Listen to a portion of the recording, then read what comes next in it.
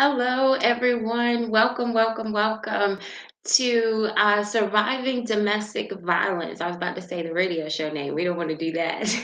So forgive me for that.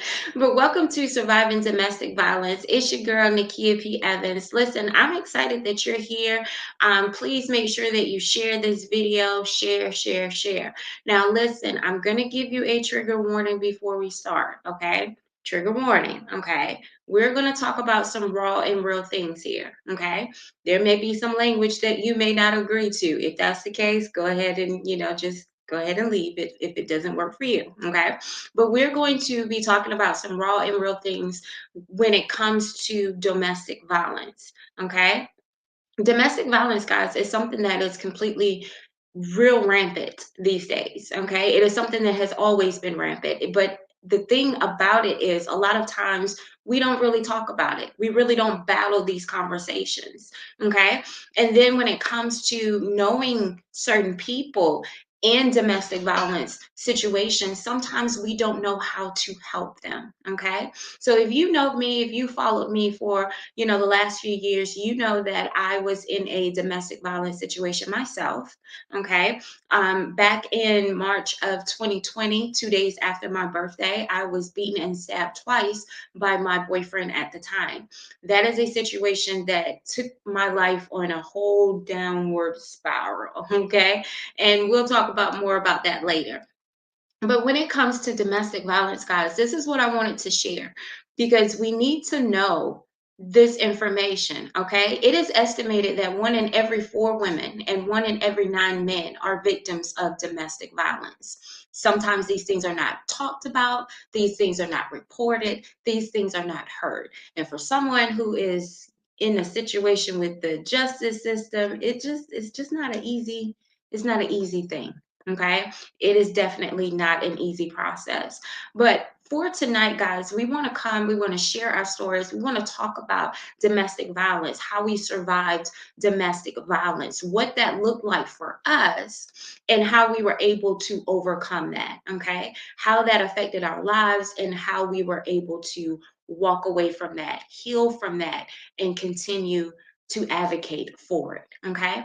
So tonight, guys, I do have a special guest with me tonight. I have Layla Green with me, and she's going to come up and I'm going to give her the floor to share her story of domestic violence. And once she finishes sharing her story, I'll jump back on and we'll continue to chat about it. Okay. So let me go ahead and bring Layla on. Hi, love. How are you? Hi, I'm well. How are you doing? Doing great, doing great, doing great. Thank you so much for being here. Thank you so much for, sharing your story, coming and, being willing to share your story with us. I greatly appreciate it. Thank you. Thank you. Yes, ma'am. Thank you. So, what I'm going to do, love, is I'm going to go ahead and give you the floor for you to speak to our audience and share your story, and I'll be back. All right. Awesome. All right. Well, peace, everyone. I hope that you all are doing well, that you're happy, that you're at peace, and that you come tonight and that you're able to find healing, to find help, and to find community. I believe that when we share our stories, we embolden other people to share theirs. And the beauty of shared stories is that we realize we're not alone in the world. We realize that we're more alike than we are different. And the shared themes in our stories allow us to take action. So, yesterday I posted on my social media that sharing my story is the biggest fuck you to everyone who tried to silence me, to everyone who insists on silencing the stories of others. And it's the biggest fuck you to any residue of unworthiness, any residue of fear, any residue of rationalizing that tries to seep into my bones from time to time. So, thank you once again, Nakia, for creating this space. And thank you for inviting me to share. The other day, I read this novel actually, and it says, "You're only human." There's a quote. It says, "You're only human. And as humans, we can't expect to shoulder all our pain. Sometimes we have to share it with the people who love us so we don't come crashing down from the weight of it all." So tonight, I just want to say that I am your sister. I love you. I'm your sister, Sawubona. Sawubona is a Zulu greeting that means I see you. I see all of you, your experience, your passions, your pain, your strengths, your weaknesses, your future. You're valuable to me. I see you. Sawubona. So, right before I walked down the aisle to marry my high school crush at 21 and at 6 months pregnant, I felt hesitant. And I felt just this small wave of anxiety. I felt what we as women have as our superpower, but oftentimes ignore and don't lean into, that little flutter in our gut that we call our intuition. And the thing about intuition is that it requires our faith. It requires faith because oftentimes there is little to nothing on which that flutter in the gut is based. Sometimes we don't have the full story. Sometimes we don't have all the facts. We don't have all the evidence. And so that pause, that hesitancy, that flutter in the gut requires faith. And it requires faith not in others, not in statistics, not in media, not in our well meaning friends and family, but faith in ourselves, faith in our feelings, faith in the answers that we find in stillness, faith that something bigger than us cares too deeply for us to just go out and fuck up our lives. But I was not taught to honor that pause. I grew up in a really conservative Christian home, and I was not taught to honor my gut. I wasn't taught to honor that hesitancy. I was not taught to lean into it. I wasn't taught to be courageous enough to trust it in the face of all else. And so when I pulled up to the church that morning, ready to walk down the aisle, I ignored that pause. I ignored that whisper that said, run. And I don't even know where that came from because I hadn't seen any signs of aggression, any signs of anger, nothing like that. I just heard run. But I ignored it. Just like I ignored the whisper that came 2 months previous when he told me, if you don't give me a good enough reason to end this close friendship that I have with my ex girlfriend, I'm calling off the wedding. I didn't pause to listen when a few months before that he was being just overly concerned with the friendship I had with a family that was close to me. I didn't listen to that pause and lean into that feeling of confusion when he would call me too sensitive. And even though some of these incidents only happened once or twice, I didn't honor the pauses. I didn't honor the questions. I didn't honor my feelings. I didn't lean into any of them. I just listened to the peer pressure of our religious group of friends who encouraged us to get married sooner rather than later because I was pregnant out of wedlock and we had a baby on the way. Also, many of our Christian friends treated us as though we had communicable diseases and they tried to keep their distance. We almost got disfellowshipped from our church. So it seemed that we only had each other and this ever increasingly small support system. But still, I didn't honor the pauses or anything like that. And sometimes that's all we have. We just have that little, or, I don't like this feeling. But even if those things are whispers, I want to encourage you all to always honor the whispers in your soul. So I met my ex when we were teenagers. I was 17, he was 19. And before meeting, there were so many times that we shared the same space, we breathed the same air. There were a lot of people on my end who had recommended that I meet him. And so once we finally met, I thought, oh, wow, this is of God, this is something otherworldly. And we quickly became attached. We met at his missionary school and we spearheaded a bunch of different programs. We worked closely together on some programs. He got along well with my grandmother.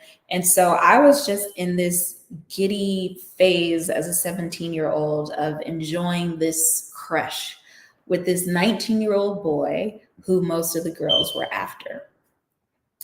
And I do remember at one point feeling as though he was toying with my emotions. I remember I wrote out this letter and I told him, look, I'm not like all these other little girls who are begging for your attention. My world does not revolve around you. You know, if you like me, you like me. If you don't, you don't. But don't play with my emotions. You're not going to be in and out. I was 17 and I told him that. And so it wasn't too long after that I remember my grandmother came to me and she said, I don't want you to have anything to do with this guy. It's a fatal attraction.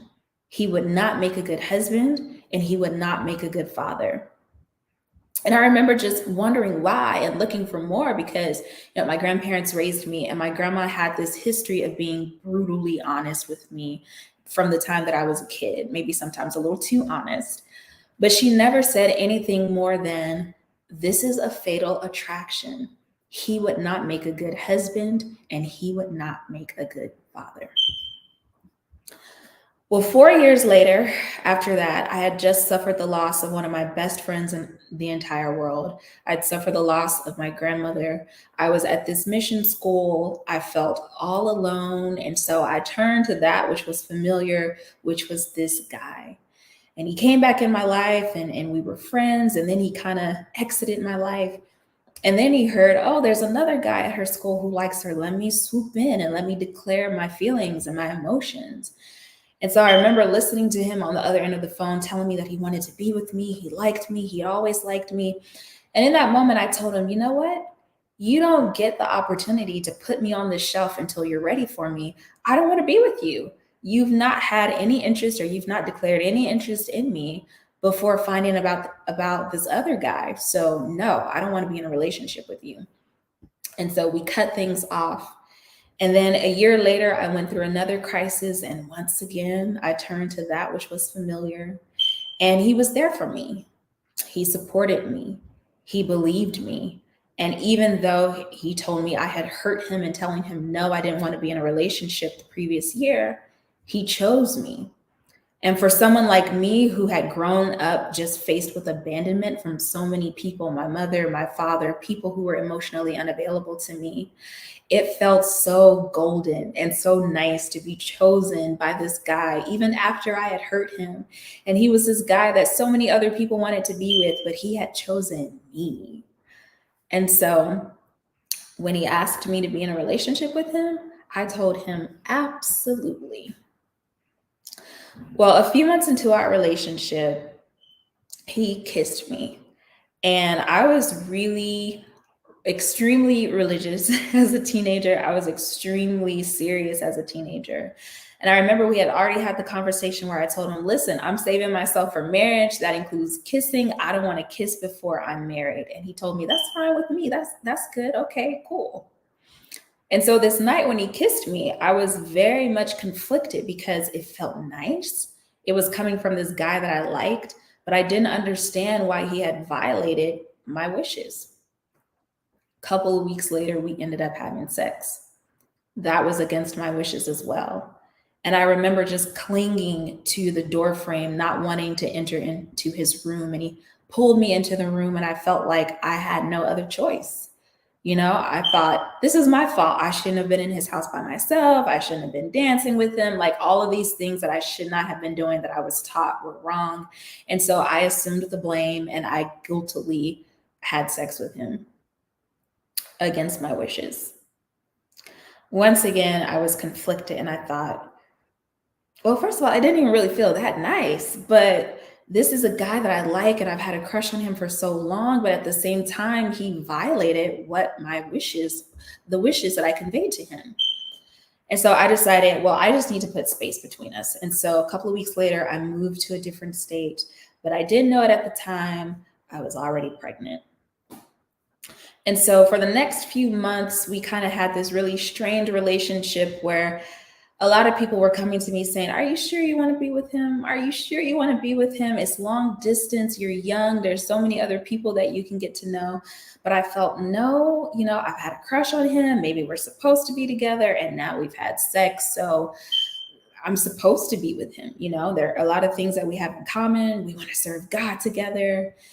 And so I remember I was just beginning to have the thoughts of breaking up with him simply because I started to notice little things like he created this schedule and we were supposed to stick to this schedule of when we could talk on the phone because we were long distance.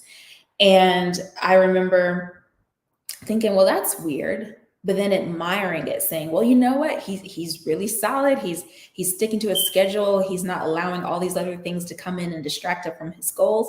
That's a good thing. That shows discipline. Okay. So I just tried to rationalize all these little things, all of these little whispers in my soul. I just kind of rationalized them away. But eventually I got to the point where I thought, you know what? I don't know if I can do this. And the weekend that I thought, I don't know if I can do this, he came to visit me and he noticed that my belly was big. We took a pregnancy test and I was pregnant. And I remember we just cried and I thought, well, girl, that's what you get. You know, you're not supposed to open your legs before you get married. Like, what more could you expect? And I felt so bad, so depressed. But even in that state, there was pity for him. And I told him, you know what? Your life is just taking off. You can go ahead. Don't worry about us. I'll be fine. I'll take care of the baby. You have all this potential. Just go live your life.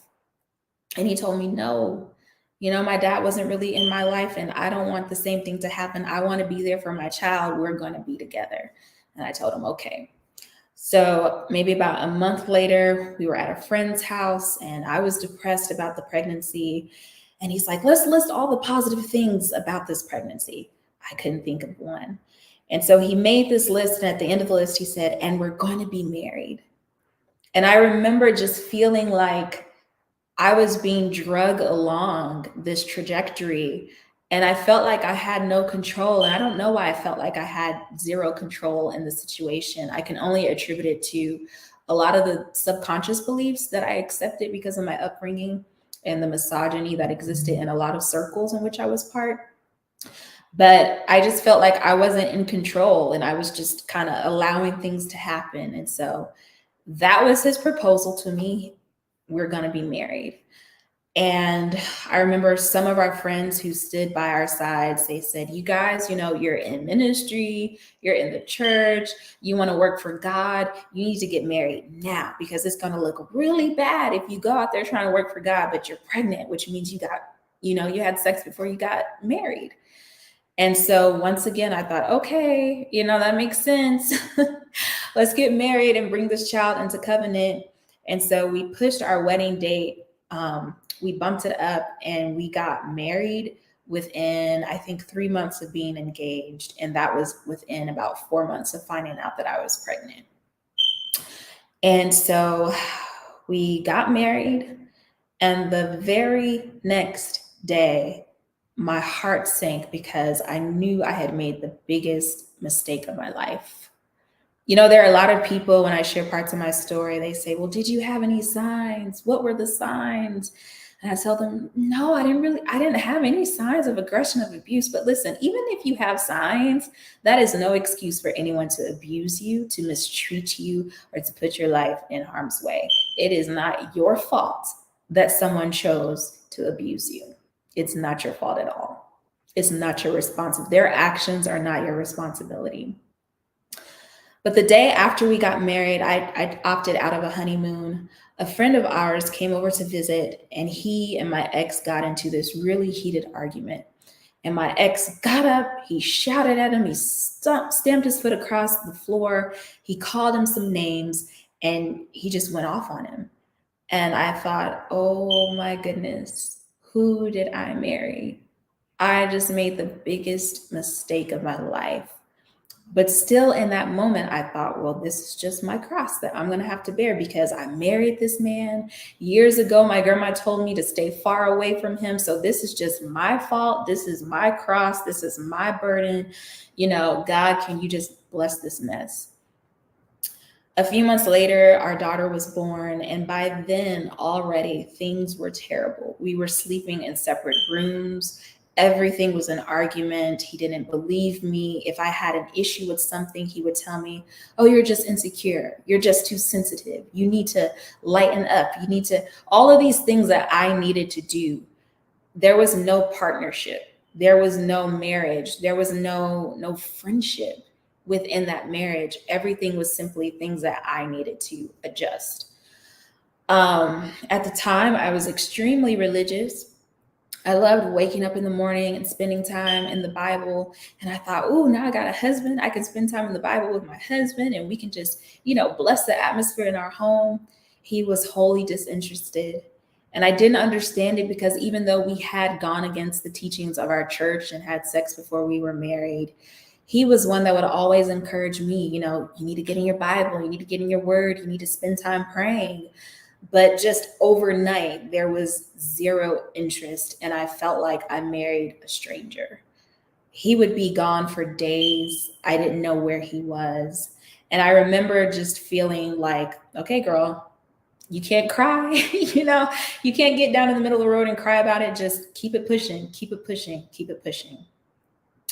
So, about 6 months into our marriage, things were really bad in our marriage, and not just in our marriage, but also financially. And I don't know how in the world we survived. There were plenty of days that we were eating rice and peas every single day. And my ex is not American, he's from another country. And so I remember he reached out to his sponsor and he told him, listen, I have this young family. I'm not making money. I'm a fast learner. Can you please hire me to work at your company? And so his sponsor said, you know what? I'll pay for you and your family to come down one weekend. Let's talk about it and see what I can do for you. So we ended up moving to a different area. My ex got that job. And now, on top of everything we were going through, now we were isolated. We didn't have any family close to us. We didn't have any friends close to us. It was just our daughter and the two of us. And I was in this apartment with a stranger. I had no idea who this man was. And things went from just arguing all the time about the most insignificant things to now he was becoming more aggressive. And I remember the very first time he put his hands on me, it was on a Saturday. And we were getting ready to go to church. And for some reason, something upset him. And he just went from 0 to 100. And I remember I got really scared and I ran into our daughter's room. I locked the door. I went into her closet. I grabbed her and we were hiding in the closet. And about 10 minutes later, the door swings open. The next door swings open. And I had pulled furniture up behind the doors.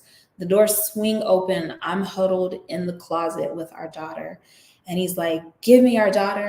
I'm going to church. I'm taking her to church. I don't care what you do. And he was so upset. And I was so afraid that he would do something reckless while driving and harm our daughter. And so I told him, no, please let our daughter stay with us. It's okay. I got her. You go to church. We'll be here when you get back. It's okay. And he grabbed our daughter by the arms and he said, no, I'm taking her to church with me. Let her go. He pushed me across the room. And I remember just falling into the furniture of the bed. I scraped my leg on the bed. And I was just in shock. I sat on the floor, and nothing prepares you for that feeling of someone who has stood up before your friends and your family, vowing before God to protect you, harming you. And I didn't know what to think. I was in so much shock, and I just sat there on the floor thinking, okay, he didn't just push me, did he? And then he looked at me, he said, you see, you got hurt and it's your fault. You should have let her go. You shouldn't have gotten in the way. It's your fault. That argument just got worse and worse. He ended up leaving our daughter. He left for the day. He came back, he apologized, and thus began about almost 2 years of that cycle of abuse, of just apologizing, abusing, apologizing, abusing. And things just got worse. There was emotional abuse, there was physical abuse, there was spiritual abuse. I remember he used to tell me, we wouldn't have these problems if you were a more spiritual wife. And I believed him. And I remember there would be days and weeks where I'd have my Bible open and I'm praying over my Bible. I'm just like, Lord, help me be more spiritual. Help me be more converted. Like, what do I need to do to get this man to love me, to care for me? What he's doing is not right. Now, it never crossed my mind to have him arrested. It never ever crossed my mind. I had never heard of situations like these growing up. People in church are very hush hush about the realities of life and about the realities of many marriages in the church. Since I grew up in the church, I had no clue. And I also thought, well, because I was a stay at home mom, I thought, well, if I call the police, then he's going to lose his job. If he loses his job, he's going to be really angry with me. And then what are we going to do for finances, for income? What are we going to do? And so when the temptation would come, the temptation to call the police, I would rationalize away why I couldn't call them. And so I remember two more incidents took place. And finally, I called the police. And I remember I told them, please don't arrest him. Just talk to him. Let him know that what he's doing is wrong, it's not right. But don't arrest him. Don't take him to jail. And I remember the officer looked at me and he's like, okay, man, if that's what you want. But I want to let you know that this is abuse and you don't deserve this. You can have him arrested. We can get some help for you and your daughter, but this is wrong. It is never okay for a man to put his hands on you or for a woman to put her hands on a man. And I said, no, no, no, just don't arrest him. just talk to him. And so the officer talked to him. And I remember several other things would take place. It was like every single weekend something was happening. And I would always hide in the closet to try to get away from him. And he would always find me. One time he put a hole in the door. He cracked the door frame, just trying to find me, to get to me, to shake me up and scream and yell at me, curse at me, all over the simplest of things, tiny, tiny things. And so I remember just the other day I was telling a friend, when I think back on those days, I just remember myself being so lifeless, so devoid of energy, and sadly thinking that I deserved it. I believed the lies that he told me that I deserved it. So finally, he actually agreed to get counseling from our pastor. And I didn't want to tell the pastor right off that there were physical things that were going on, but I thought, you know what, this is a new leaf. With him agreeing to this, maybe we can get some help. And so the pastor would come and things would be okay for a few days, and then the tiniest of things would set him off, and he would just go from 0 to 100 in a split second. And he'd always tell me, it's your fault. I'm this way because of you. You caused me to be this way. I remember one time I asked him, I said, hey, when we have dinner together as a family, can we try something new and like put our phones away for dinner and just spend family time? He got so upset. He threw dishes all over the place, yelled at me, cursed me out, called me all kind of names. And I just sat there and I just took it because I thought, like, what else am I supposed to do? I'm his wife and he's telling me this is my fault. So maybe I shouldn't have told him that. And with each occurrence, each incident that took place, I lost the little bit of voice that I did have. And I believed all of his lies and everything that he told me.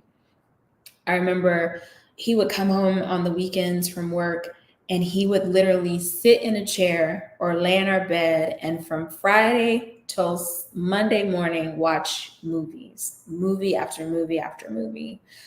And I remember one Saturday I walked in and I said, hey, when you finish this movie, can we go out and spend some family time? Like, even if it's just take a walk, as a family. And he told me, get out of here. I don't want to hear you. And so I left the room. A few minutes later, I went back in. I said, hey, can we please spend some family time? Like, we have this 6-month-old daughter. She hasn't seen you all week. You're working. Can we spend time together?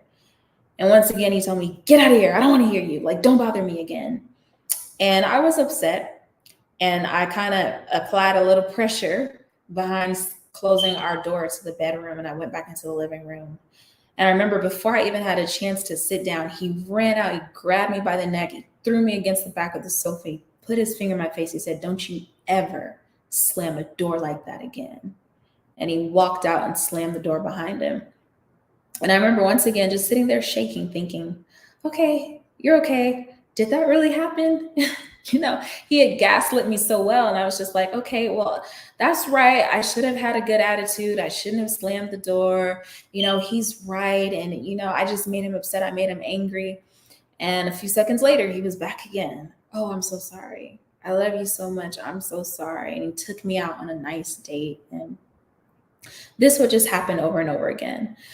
There would be so many times he would just throw things throughout the house, trying to hit me, just yelling and screaming. And he would tell, there was one day that I tried to get away. And I remember I took our daughter, I ran to the car. I looked up into the rearview mirror and he was standing behind the car and he wouldn't move. And I was like, please move. I was crying. I was like, please move out of the way. Just let me go. Let me go. Like, you don't like me. You don't love me. Just let me go. And he stood there. He wouldn't move.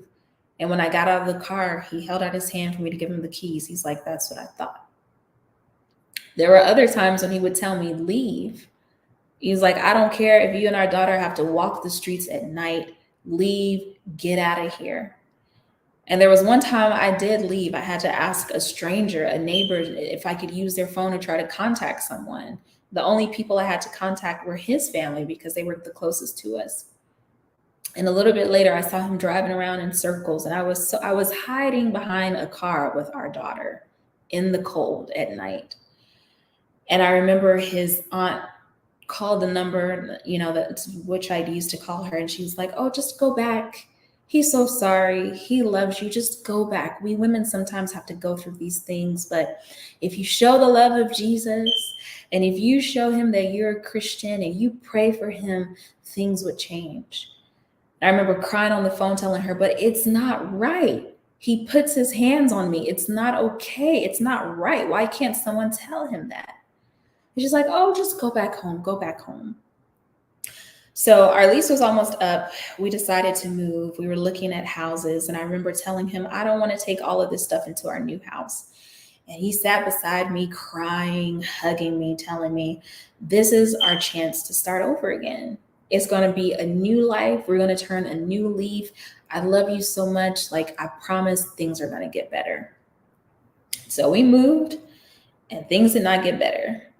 On top of that, the few people that I had told, except one friend, the few people that I had told, they all encouraged me to stay. They're like, just pray about it. Things will get better. Just be a good Christian. Remember this miracle in the Bible and the other miracle in the Bible. Things will get better.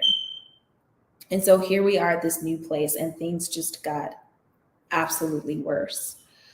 I remember there was this one day he got upset about, I have no clue what. And he ran into our room, and I got upset that he was in our room because I said, that's not fair. When I tell you I need space, you don't give me space. How is it that you get to have this space? And so I was like, no, come out. We got to talk. We're going to talk about this. We're going to figure it out. Come out. And he opened the door. He yelled at me, leave me alone, cursing me out. And as I was turning around, he used his foot and he kicked me. And I went flying in the air. Now, I'm a little thing. I'm 5'5", at the time, barely 100 pounds. He's a little bit over 6 feet, 200 something pounds. Kicked me. I go flying through the air. I damaged my knee, skinned up a lot of areas. And once again, I just sat there looking at him in shock, thinking, did he really just do that? Like, my husband didn't just use his foot to kick me. That didn't happen. Maybe I remembered it wrong. Like, what's going on here? And he would always tell me, it's your fault. You got in the way. It's your fault. And so I remember I called the police that day. And again, I told them, can you just talk to him? Don't arrest him. Just, I'm a good Christian girl. I want my family to work. Can you just talk to him and let him know what he did was wrong? And I remember my knee was all ripped up, and the officers were looking at me and they're like, ma'am, this is assault. You can have him arrested. Are you sure you don't want to press charges? And I told them, no, it's okay. We're just going through some things, but if you can just talk to him. And so they did. They talked to him. In the future, whenever we would have issues or if an argument would happen, it got to the point where he would hide the phone. He would disconnect the internet. He would take my phone from me, he would take my iPad from me, and he would tell me, I'm the man in the house. I make the money. It's my money. You didn't buy it, therefore it belongs to me. And if you earn it back, then you'll get it back. He didn't want me to call anyone when these episodes would happen. Things just got worse. He would throw things at me. He had choked me a couple of times. He slapped me. I remember one time he did something like this, slashed me. I had like blood, little blood pockets in my eye. And then I found out I was pregnant with our second child. Um, I absolutely hated having sex with this man. I felt like he was just using me. I felt like he just wanted my body, and that was all. And I remember I would just be there lifeless, just not wanting to be there. There were many times when I told him no, and he would rape me. He would force himself on me. I remember the very first time he raped me, it was anal sex. And I remember just feeling so humiliated. But once again, you have all these people in your ear telling you, well, it's your duty as a wife to please your husband. You're a Christian wife. You believe in God. You just need to pray for him. You just need to listen. You just need to try and be agreeable. And so, in my heart of hearts, I knew something isn't right, but I didn't know that I could just leave. I remember one time we got into an argument and I called our pastor. I packed my bags. I was like, I'm leaving. I can't stay here. He goes from 0 to 100. There are holes in the door, the cracked door frame, that all of these things that are going on. He's accosted me several times. I'm leaving.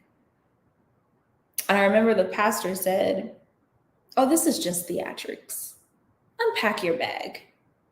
If you leave, you will be used by the devil to break up your family. And I remember thinking, oh, I don't want to be used by the devil to break up my family. So, okay, I'm going to stay. And to be fair, he did tell him, don't put your hands on a woman. You can't do any of this. But it just seemed so passive in contrast to, you will be used by the devil to break up your family if you pack your bags and leave your home right now. And so I stayed. And I remember during those days, I wanted nothing more than to kill myself. I felt like there was no way out. I felt like there were no answers. I felt like everyone saw just this amazing side of him. They didn't believe what was going on, or if they knew what was going on, they just encouraged me to stay. And I remember when he would leave for work, I would go sit on our patio and I would just sit there and rock back and forth and just cry and think, this is my fault. I should have listened. I don't want to be here. I just want to die. There were so many times I thought about jumping over because we were on like the second or third floor of our apartment building. I just wanted to jump over. I thought, I wonder how badly it would hurt. Things continued to get worse. And then he thought he lost his job. I had to get a job. And he said, I'm going to bring my mom here to live with us for 6 months so she can help take care of the babies while you're working. And I told him, I think that's a terrible idea. We have so many issues. That's not a good idea. And of course, that caused an argument. And then he would just leave. He would leave all day, half the day. He wouldn't tell me where he was going. I would ask him sometimes, hey, where are you going?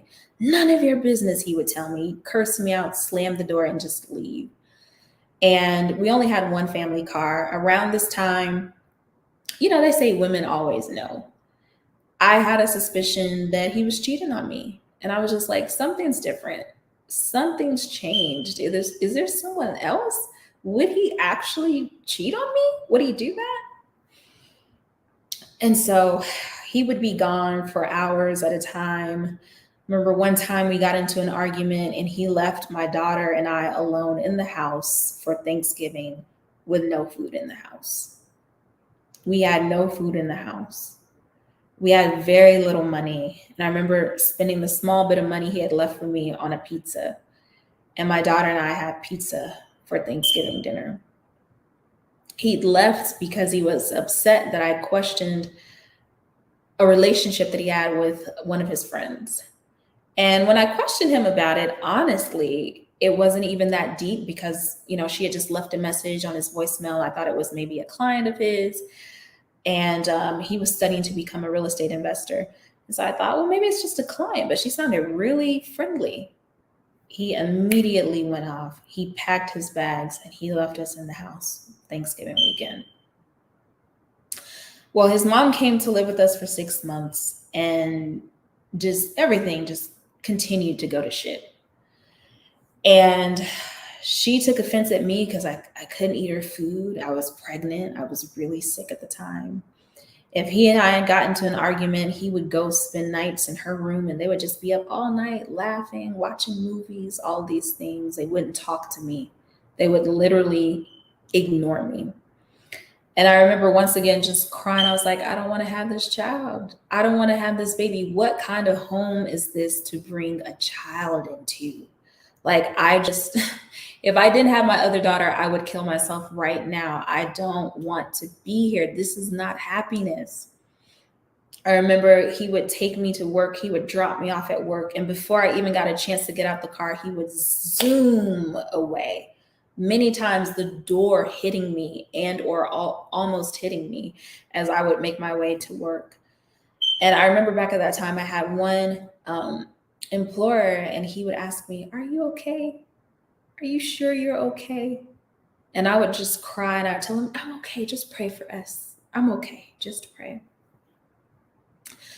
Well, the last incident that took place, there were so many: financial abuse, spiritual abuse, emotional abuse. I remember the very last incident that took place. His mother was in the house and we had friends that came into town. And I told him, "Hey, I would like to go visit these friends. Can I go?" And he told me, "You can go, but you better be back by a certain time. And if you're not going to be allowed to use the car." And I remember looking at him thinking, whatever, you're not my dad. And he was like, "I'm telling you, you better be back by this time. And if you're not, you will not be allowed to use the car again." So I left. I went to this meeting. And while I was there, I kept looking at my clock. And my friends would ask me, "Are you okay? Is everything okay with you guys?" And I would tell them, "Yes, yes. Just pray for us. Everything was okay." And so the time was approaching and I looked at my friend. I said, "I gotta go. My husband told me I have to be home by a particular time." And my friend looked at me and said, "Are you sure everything is okay?" I said, "Yeah, yeah, everything's good. Everything is fine." So I remember I got in the car, I put my daughter in the car, I raced home. I was about 5 minutes late. I walked in and my ex told me, "Give me the keys. You are no longer allowed to use the car." And I told him, "Whatever, it's our car. It's our family car. We're married." He's like, "No, no, no, no, no. You think I'm playing with you? Give me the keys. You are no longer allowed to use the car." Now, he had hidden the keys from me before. It was like this little scavenger hunt. He would hide the keys, and when I would find them, he would take them and hide them other places so I couldn't drive our car. And so I told him, "No, I'm not going to give you the keys. We need to go grocery shopping. Do you want to come with us? Let's go." He ran at me, lunged at me, grabbed my arms, and tried to take the keys out of my hand. I was 4 months pregnant at the time. His mother sat right there in the living room. And she's like, "Oh, you two, stop. Oh, guys, please stop." And he grabbed those keys from me, pushed me out the way, and left. And I told him, "I'm gone." Something clicked in my brain, and I told myself, if he is willing to hurt me while I am pregnant with his child, this is not my fault. Something is wrong with him. I had told him before, "Go to anger management. If you don't go to anger management, I'm leaving." There were so many times I told him, "If you do it again, I'm gone." But this time, when he hurt me while pregnant with our daughter, and I'm showing he knows I'm pregnant, I said, "Okay, I know all that I need to know. I'm out of here." So I remember packing my bags. He and his mother were over me, taunting me. "Oh, you're never going to find anyone as good as him. Oh, you think you're all that? It's going to be so hard for you. You're going to be running back." And my ex told me, "Oh, if you leave, you're not coming back." And his mother was like, yeah, don't let her come back. And they're just over me, taunting me as I'm on the floor with my pregnant belly, just packing the suitcases. And so I remember the next day, I called a friend. I told her what was going on. She's like, I'm coming to get you. She drove up to meet me. His mother told her, you're going to be cursed because you're breaking up this home.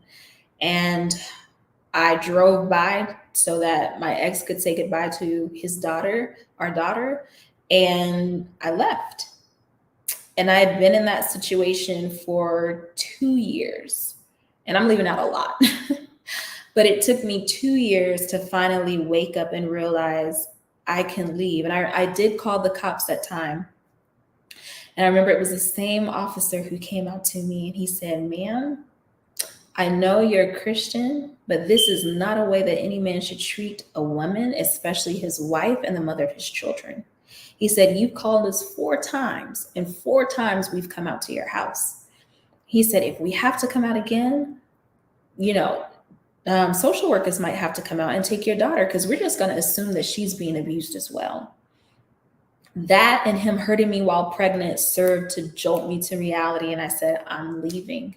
I packed up our stuff. We didn't have anything but 2 suitcases and 2 boxes. And I left. I moved to another state. And I never looked back. I never looked back. I knew I had done the right thing. But as one who, my grandparents raised me, I didn't grow up with my mom and dad. There was nothing more that I wanted growing up than a 2-parent household. And I would cry and I would think, oh my goodness, I'm robbing my children of the opportunity to grow up in a 2-parent home. Like I did this because this is what I chose. And it took me a while. It wasn't until about 3 years later, me just absolutely hitting rock bottom financially, physically, emotionally, spiritually. And for me to start to heal, I got so many books. I started going to therapy. I started doing yoga and meditation. And it wasn't until then that I finally realized his abuse had absolutely nothing to do with you. Your children not being raised in a 2-parent household had absolutely nothing to do with you. These are his demons. This is his fault. It's his story. You had nothing to do with the abuse that you suffered. And yeah, it took me about 3 years after leaving for me to begin the process of healing. And my ex is a narcissist. So unfortunately, I still deal with some things when it comes to our kids. Every now and then, the cops will show up in my house. Or every now and then, he'll send me irate text messages back to back to back. But I had to learn how to deal with a narcissist and just keep it to 1 or 2 words. And I have found my peace, and my peace is worth everything in the world. I will never trade it for anything in this world. I am encouraged to share my story with everyone, especially those in the church, because I don't know what it is about Black folk and what it is about church, but we just keep our stories in our hearts. We don't speak on them. We don't share. We don't pass on things to the next generation, or we're encouraged to just take everything to prayer. That is not enough. And it is not the answer. It is not the solution. And so thank you, Nakia, once again for this platform and opportunity to share. And I just wanted to share this last quote from the book that I read. It says, cycles exist because they are excruciating to break. It takes an astronomical amount of pain and courage to disrupt a familiar pattern. Sometimes it seems easier to just keep running in the same familiar circles rather than facing the fear of jumping and possibly not landing on your feet. My mother went through it. I went through it. I'll be damned if I allow my daughter to go through it. It stops here with you and me. It ends with us. And so I just want to champion on all the other sheroes and heroes out here who had the courage to leave and to stand up for themselves. Wow. Wow. Thank you so much, love. Listen, I was over here taking notes. Listen, because this is good because we need to know these things. I loved it when you first talked about, not listening to your intuition. Not you felt something and you didn't listen to it. And I had to sit there and was like, whew, because that's deep. because Yeah. I was the same way. I was so high in love, so in my feelings. And I was like, this is my high school crush, even though we weren't married. But I was like, this is my high school crush. He didn't want to date me at the time because I was too much of a good girl, you know. But then after high school, after college, and we hook up, I didn't Mhm. listen to my intuition either. Yeah. I didn't pay attention to those signs. And Yes. not paying attention to those signs cost me a lot. Yes. Yes. And our intuition is our superpower. So, like I said, sometimes it's nothing more than a, I don't like the way that feels. Listen to it. Oh my gosh, for your safety, for your self love, for future generations, listen to that. And also, sometimes there won't be signs. So please don't beat yourself up if you don't see signs or if there aren't, any signs, depending on how long you've known each other or whatever. Narcissists, especially, have this wonderful way of masking all their signs. They're just the most amazing people to everyone else. So don't beat yourself up. This is Absolutely, absolutely. But listen, I appreciate you sharing your story. I appreciate you, coming and allowing yourself to share, because that's it's not an easy thing to do. It's not easy for us to share, our stories and share those vulnerable and hard parts that we had to endure. So I just want to say thank you so much, love, for just coming and just sharing. So I appreciate you. Thank you so much. Can you? I think my nephew's then got a hold of me. Can you please let everyone know how they can connect with you, follow with you, or anything like that? Yeah, sure. So I'm actually taking a social media break right now, but you can find me on Instagram as the Sawubona. I actually just wrote a book for women. It's a self-love affirmation book for Black women, and so you can find that information there on my Instagram handle at the Sawubona, and also at the Hippie Goddess Healer. All right. Awesome. Awesome. So again, love, thank you so very much. I greatly appreciate it. Listen, to all of our listeners, listen, please make sure that you share this. Make sure that you share it with someone who may need it. Okay. Because we definitely want to be able to look out for them signs. We want to know about listening to our intuition. We want to know about, trusting ourselves. Sometimes we have to we got to learn that. Okay, despite that love feeling, despite that, ooh, I love them so much, we got to learn how to trust ourselves. Okay. So listen, guys, I will be starting to hold space for these conversations because this is something that's very dear to me. It was hard for me to come out and start sharing my story, and I wanted to just create a space where women can come and share theirs as well, and know that they're safe here, and know that, hey, I feel you. You know what I'm saying? I was in there just as well. So I appreciate y'all. Listen, hit me and join with me every Thursday, okay? Because we're going to keep this going, all right? We have other women that's going to come and share their stories as well. And like I said, it is needed. All right. So once, listen, make sure that you follow Layla when she finished her social media break. Okay. So make sure that you get with her, follow her. And I look forward to continuing these conversations. All right. And Layla, look forward to connecting more with you, love. And again, thank you. I appreciate it. All right. Have a good one. Thank you guys. Have a great night. And I'll see you next Thursday.